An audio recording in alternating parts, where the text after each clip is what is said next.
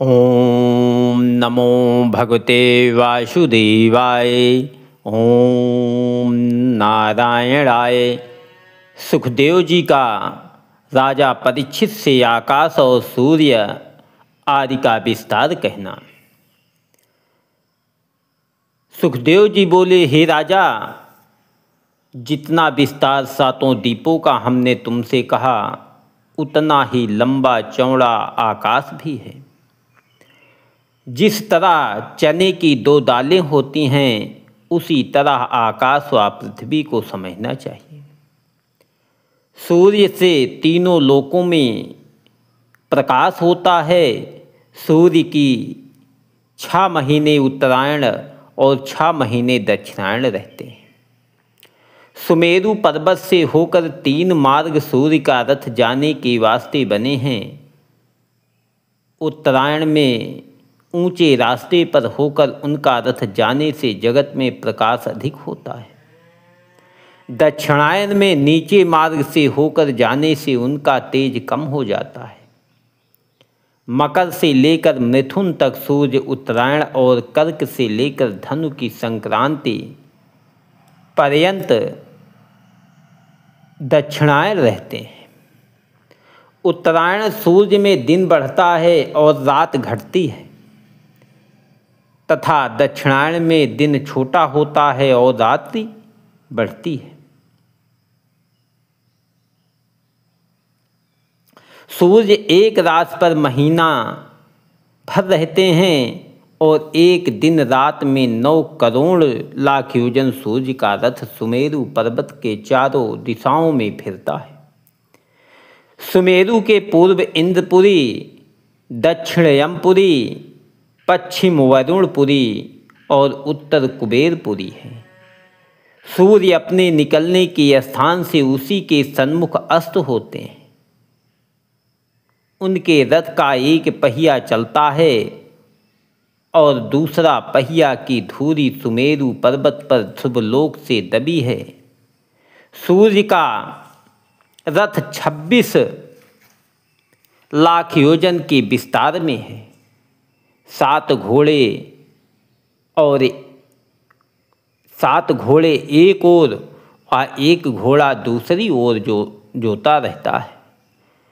यक्ष लोग उस रथ के पीछे से ढकेलते हैं और रस्सी की जगह सांपों से उस रथ की धुरी आदि बांधी रहती है।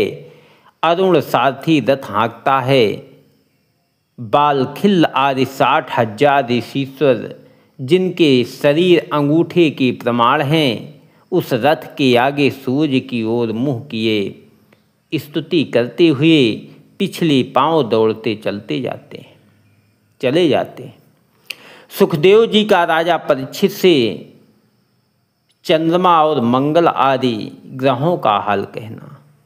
राजा परीक्षित ने इतनी कथा सुनकर पूछा, हे मुनिनाथ, आपने कहा कि सूर्य का रथ सुमेरु पर्वत और ध्रुवलोक के चारों ओर फिरता है, पर आपने चंद्रमा व दूसरे ग्रहों का हाल नहीं कहा।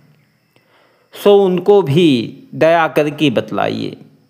सुखदेव जी बोले, हे राजन, चंद्रमा का रथ 11 लाख योजन लंबा चौड़ा और सूर्य के रथ से लाख योजन ऊंचे रहता है। सूर्य का रथ 1 महीने में जितना फिरता है, उतना चंद्रमा अपने रथ पर 2.5 दिन में चलते हैं। चंद्रमा के रथ से लाख योजन ऊंचे मंगल का रथ, उससे लाख योजन ऊंचे बुध का रथ, उससे लाख योजन ऊपर बृहस्पति का रथ, उससे लाख योजन ऊंचे शुक्र का रथ, उससे लाख योजन ऊपर शनिश्चय का रथ, उससे लाख योजन ऊंचे राहु का रथ 17 लाख योजन के विस्तार में रहता है। सब रथों की धुरी ध्रुवलोक में लगी रहती हैं। राहु का रथ चंद्रमा और सूर्य के बराबर आने से ग्रहण लगता है। सूर्य का रथ सुमेरु पर्वत कहीं कहीं रुक जाने से तीसरे वर्ष 1 महीना मलमास अधिक होता है, जिससे संक्रांति बराबर रहती है। 5 प्रकार के वर्ष होते हैं। एक संक्रांति की गिनती से सूर्य का वर्ष, दूसरा शुक्ल पक्ष की द्वितीया से चंद्रमा का वर्ष, तीसरा चैत्र शुक्ल प्रतिपदा से संवत का वर्ष, चौथा नक्षत्रों की गिनती से, पांचवा बृहस्पति की गति से जो दूसरी राशि पर बदल जाते हैं। समझना चाहिए सूर्य क्षत्रिय के लिए बृहस्पति, वह चंद्रमा ब्राह्मणों के लिए मंगल, वैश्यों के लिए बुध, शूद्रों के लिए और राहु मिलेच्छों के लिए शुभ कारक होते हैं। शुक्र जैसे स्थान में पड़ते हैं वैसा फल चारों वर्णों को देते हैं। किसी वर्ण के साथ मित्रता व शत्रुता नहीं रखते। शनिश्चय व राहु केतु चारों वर्णों को दुख देते हैं। सुखदेव जी का ध्रुवलोक की स्तुति परीक्षित से कहना। सुखदेव जी ने कहा, हे राजन, सुमेरु पर्वत से 13 लाख योजन ऊंचा ध्रुवलोक है। वहाँ सदा ध्रुव जी सप्त ऋषियों समेत सुख व आनंद से रहते हैं। वशिष्ठ, भृगु, कश्यप, अंगिरा, अगस्त, आत्री और पुलस, यह 7 ऋषीश्वर तारा रूप से दिन रात ध्रुव जी की परिक्रमा लेकर इन तरह नहीं हिलते जिस तरह तेल निकालते समय बैल चारों ओर घूमता है और कोल्हू नहीं हिलता। ध्रुवलोक के नीचे कालचक्र फिरता है। अश्वनी आदि 27 नक्षत्र ध्रुवलोक के आसपास बिना आश्रय हवा के सहारे पर इस तरह चलते हैं जिस तरह बादल आकाश में पवन के सहारे चलता है। 14 नक्षत्र दाहिने और 14 नक्षत्र उनके बाएं ओर रहते हैं। उसके घूमने से वक्र व सब उसी के आश्रय से घूमते हैं। उसकी पूँछ में प्रजापति, अग्नि, इंद्र और धर्म, पूँछ की जड़ में धाता विधाता, कमर में सप्त ऋषीश्वर, ऊपर के ओंठ में अगस्त जी, नीचे के ओंठ में यमराज, राहु और मंगल, मूत्र स्थान में शनिश्चय, कांधे पर बृहस्पति, आँखों में सूर्य, हृदय में परमेश्वर, मन में चंद्रमा, नाभि में शुक्र, दोनों छाती में अश्वनी कुमार, श्वास में बुध, गले में राहु केतु और सब तारागण बदन के रोम रोम में रहते हैं। वह ध्रुवलोक नारायण जी का स्वरूप है। इसलिए सब देवताओं और ब्रह्मांड को उसी रूप में समझना चाहिए। जो कोई प्रातः व संध्या काल में इस कथा को पढ़कर इस रूप का ध्यान करे उसके सब पाप छूट जाते हैं और अशुभ ग्रह का फल नहीं होता।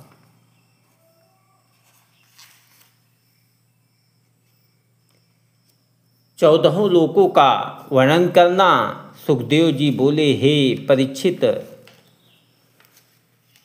ऐसा भी किसी पुराण में लिखा है कि सूर्य से 10,000 योजन नीचे राहु का रथ रहता है। जब उसके सन्मुख सूर्य और चंद्रमा का रथ आ जाता है तब ग्रहण लगते हैं, जिसकी कथा विस्तार पूर्वक 8वें स्कंध में आवेगी। पर सुदर्शन चक्र की रक्षा से राहु कुछ उनका कर नहीं सकता। उसके बाहर योजन नीचे सिद्ध, चारण व विद्याधर आदि देवताओं के रहने का स्थान है। उसके बाहर 1,00,000 योजन नीचे यक्ष, राक्षस व पिशाच लोग रहते हैं। उनके 100 योजन नीचे पृथ्वी मृतलोक की है। हंस व बाज, गिद्ध आदि बड़े उड़ने वाले पक्षी बाहर 12 योजन से अधिक जाने की सामर्थ्य नहीं रखते। ऊपर के 7 लोक 7 खंड के घर के समान हैं और नीचे के 7 लोक भी उसी के तुल्य समझना चाहिए। नीचे के 7 लोकों के नाम अतल, वितल, सुतल, सतातल, महातल, रसातल और पताल है। नीचे के 7 लोक 10 10,000 योजन के विस्तार में हैं। ऊपर के 7 लोकों के नाम भूलोक, भूलोक, स्वहलोक, वस्तु व भोगादिक का वहाँ रहता है, उससे अधिक नीचे के लोकों में समझना चाहिए। अतल लोक में मैं नामक दैत्य रहता है। वह इंद्र के जाल की माया व विद्या बहुत जानता है। दैत्य लोग उस विद्या को उनसे पढ़कर किसी को कुछ नहीं समझते। उस लोक के रहने वाले सब दैत्य व दानव अपनी अपनी स्त्रियों समेत अमृत पीकर आनंद पूर्वक भोग व विलास करते हैं। अमृत पीने से उनको मरने व बूढ़े होने का डर नहीं रहता और अच्छी अच्छी औषधि खाने से उनको कुछ रोग नहीं होता। उनकी आयु की कुछ अवधि नहीं है। जब अधिक दैत्य उत्पन्न होने से वहाँ जगह नहीं रहती, तब हर इच्छा से सुदर्शन चक्र वहाँ जाकर कुछ दैत्यों को मार डालता है। उसके नीचे विरतल लोक में मैं दानव का बेटा बलवान असुर, जिसने इंद्रजाल की 96 माया बनाई है रहता है। भानुमति आदि उसी मंत्र को सीखने से एक साइती में फल समेत वृक्ष लगाकर दिखला देती हैं। यह सब इंद्रजाल की विद्या समझना चाहिए। बलवान असुरों के जमुहाई लेने के वक्त उनके मुख से अति सुंदरी पुष्चली स्त्रियां निकलकर तीनों लोक में फिरती हैं और इच्छा पूर्वक एक पुरुष को उठा ले जाकर उसे औषध के कुंड में डाल देती हैं। जब वह कुंड में स्नान करने से रूपवान हो जाता है और उसे 10,000 हाथी का बलवा कामदेव में बड़ी सामर्थ हो जाती है, तब वह पिछली अवस्था को भूलकर अपने को बड़ा बलवान ईश्वर के समान समझकर उन तीनों पुष्चलियों से भोग विलास करता है। उसी बीतल लोक में हाटकेश्वर में महादेव रहते हैं, जिसका प्रिय अग्नि के मुख से खाकर गुदा के रास्ते बाहर निकाल दिया था। उसी से बहुत अच्छा सोना उत्पन्न हुआ, जिस स्वर्ण के भूषण देवताओं की स्त्रियां पहनती हैं। मृतलोक का सोना उसकी बराबरी नहीं कर सकता। उसके नीचे तीसरे सुतल लोक में राजा बलि राज्य करता है, जिस बलि को वामन भगवान ने इंद्रादिक देवताओं के कल्याण के वास्ते वहाँ भेज दिया था। सो वह अपने गुरु व परिवार समेत वहाँ रहकर 8 पहर परमेश्वर का दर्शन पाने से अपना जन्म सफल जानता है। राजा बल ने शुक्राचार्य गुरु के वर्जने पर भी 3 पग पृथ्वी वामन भगवान को दान दिया। इसी कारण नारायण जी त्रिलोकीनाथ 8 पहर उसके द्वार पर गदा लिए बने रहते हैं। सुतल लोक में वैकुंठ के समान सुख रहता है। उसी 3 पग पृथ्वी दान के प्रताप से राजा बलि अगले मनवंतर में इंद्रपुरी का राज्य पावेगा। दान देना ऐसा अच्छा होता है। उसके नीचे चौथे सतातल लोक में त्रिपुर दानव महादेव जी का परम भक्त वहाँ राज्य करता है। शिव जी की कृपा से उसको मरने का कुछ डर नहीं रहता। उसके नीचे 5वें महातल लोक में कद्रु, तक्षक व काली आदि बड़े बड़े सर्प अपने कुटुंब समेत, जिनके अनेक सिर व फण है, वहाँ का राज्य करते हैं। वे लोग गरुड़ जी से डरा करते हैं। उसके नीचे 6ठे रसातल लोक में विराट कुल दानव अपने परिवार समेत आनंद पूर्वक वहाँ राज्य करता है।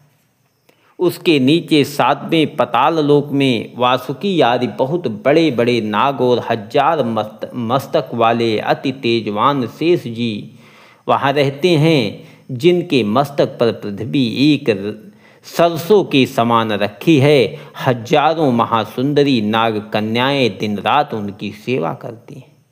शेष जी 8 पहर परमेश्वर का गुण 1000 मुख और 2000 जिह्वा से गाते हैं, जिस पर भी उनके भेद व आदियंत को नहीं पहुँचते। शेष जी के अंग पर एक सैया अति सुंदर शांगो पांग रखी है। उस पर चतुर्भुजी रूप भगवान जगत को सुख देने वाले 30,000 योजन के शरीर से लक्ष्मी समेत शयन करते हैं। नीचे के सातों लोक में सूर्य व चंद्रमा का प्रकाश नहीं जाता। वहाँ ऐसी मणि व रत्नादिक हैं जिनके तेज से दिन रात उजियाला बना रहता है। वहाँ सुदर्शन चक्र की तड़प से स्त्रियों का गर्भपात हो जाता है। वहाँ के लोग देवताओं के समान सुख भोगने से बूढ़े व दुर्बल नहीं होते। ओम नमो भगवते वासुदेवाय। ओम नारायणाय नमः। अगली कथा शेषनाग की महिमा का वर्णन करना।